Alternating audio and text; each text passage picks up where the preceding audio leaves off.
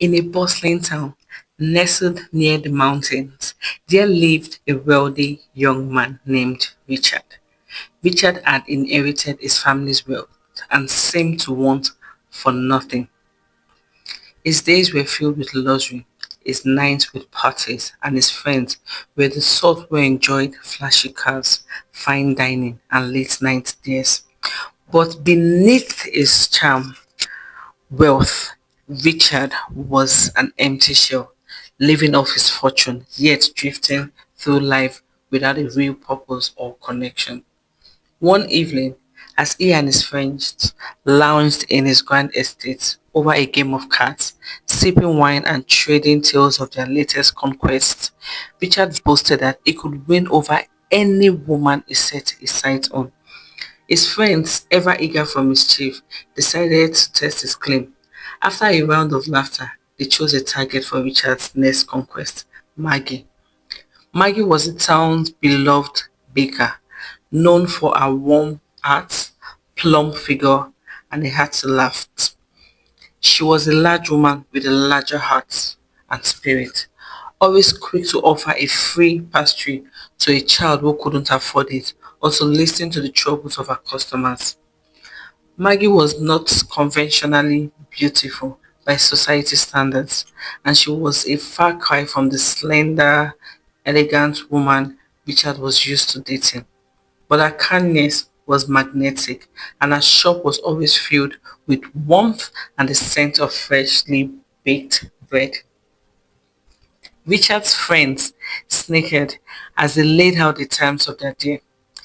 If you, as charming as you say, then woo her, marry her, prove you can love anyone.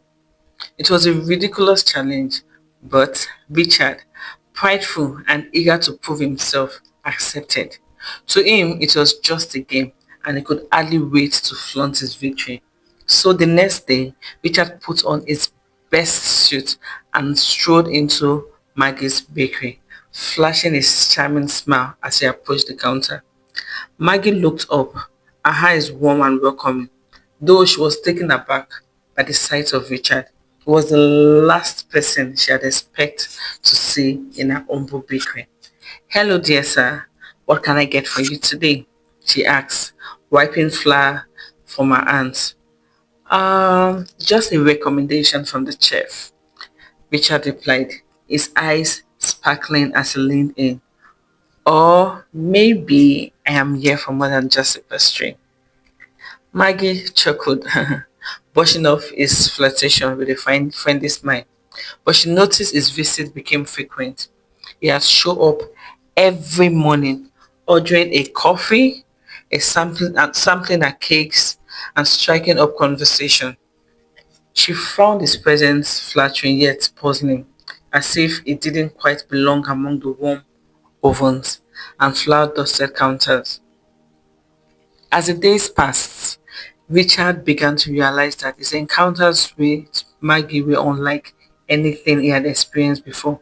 She would laugh freely at his jokes, tell him stories of her childhood, and often tease him, sensing there was more to him than the polished exterior he presented.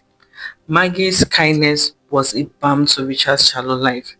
And before he knew it, he found himself lingering in her shop long after he had finished his coffee, enchanted by an unfiltered joy. But even as he spent time with her, he couldn't shake the glowing voice of his friend's challenge, nor the reminder that all of this had started as a bet. Then one evening, as they walked through the town square after she closed the shop, Maggie stopped him under the glow of the street lights. Richard, I have been wondering, why are you here every day? Her voice was calm, but there was an edge of uncertainty. Caught off guard, Richard hesitated, searching for the right words. But something about her gaze, the kindness mixed with curiosity, made him feel ashamed of his original intentions.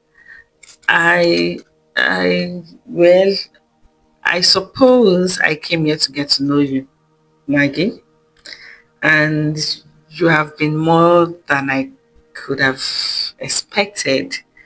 he confessed, dodging the old truth. The sincerity in his voice soothed her doubt for the moment, and as time went on, Richard and Maggie grew closer. Over weeks of shared laughter, quiet walks, and conversations in a bakery, they fell into an unexpected rhythm, and Richard realized he had grown to care for her deeply, so much so that his friend's birth was now a painful memory. When Richard's friend began to tease him, calling him Maggie's lover, Richard grew defensive. Feeling the bitter sting of guilt and embarrassment, he no longer wanted their approval. He wanted Maggie's love. And so, one crisp autumn afternoon, he proposed to her, his voice trembling with sincerity. Maggie's eyes widened, a mix of shock and joy filling her face.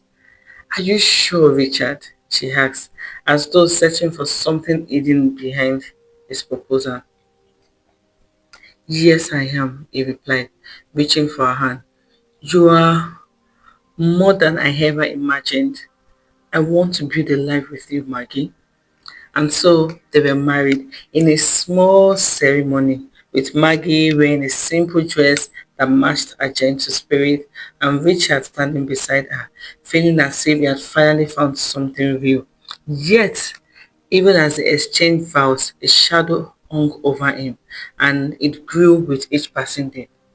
Months into their marriage, Maggie noticed a change in Richard, a tension she couldn't quite place.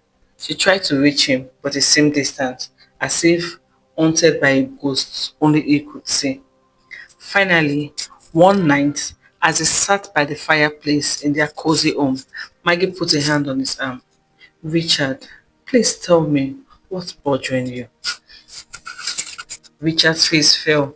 He looked into her kind, searching eyes, and he knew he could no longer keep his secret.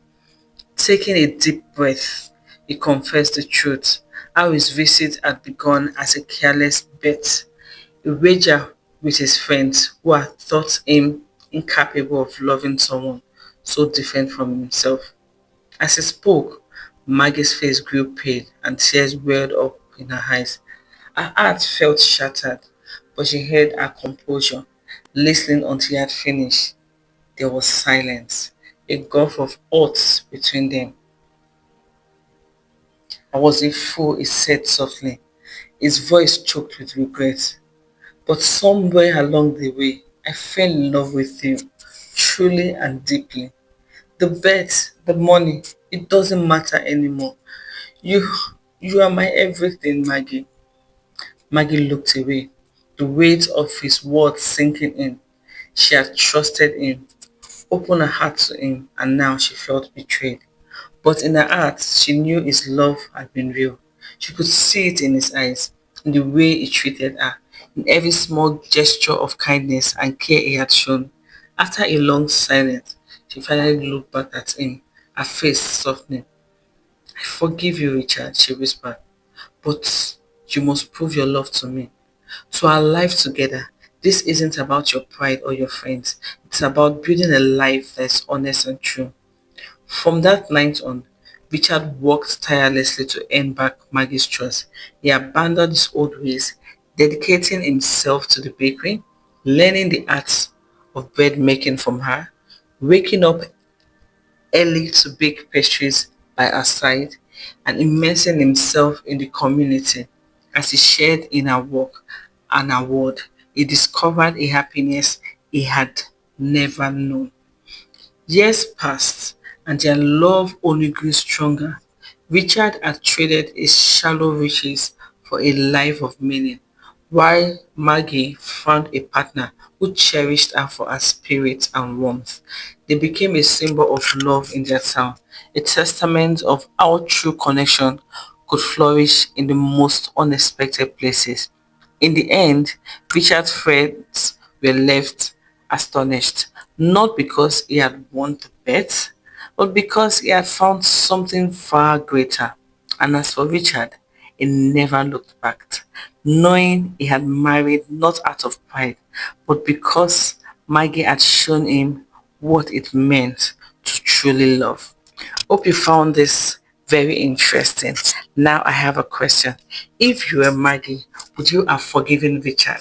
Please let me know in the comment section. Have you had your heart broken by someone you desperately do love? Let me know.